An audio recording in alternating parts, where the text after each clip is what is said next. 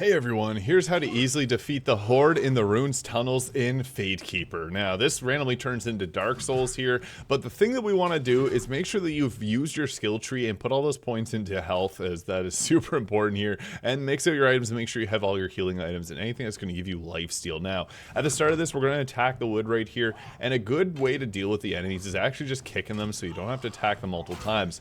Pressing R to block. You can also change that to your right mouse bumper. I really hope they end up changing the control scheme in this game because it is a bit janky, but what we want to do is try to line up these attacks as much as possible. Blocking range attacks isn't going to help. You actually have to run and dodge them, but every time you get a level up, and you'll get 2 during this fight, it's going to restore your health. That is super important, so if you feel like you're getting low on health, you're likely going to be getting a level up, which will make things much easier. So running around the arena here is really what we want to do. Whenever that spawns in the second wave, I try to pull them over here as much as possible, and then try to watch your stamina as well, but try to get at least a couple of them gone, because it's easier to deal with less of them.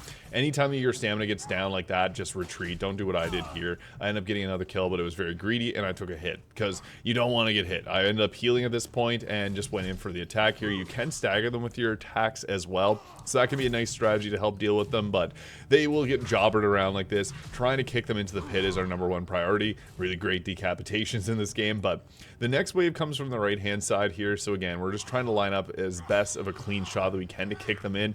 Be careful though if there's multiple. I got really lucky there and knocked one of them into it, but if there's multiple, if you go to kick them, they sometimes just bounce off each other like you see there, and you don't get the kill.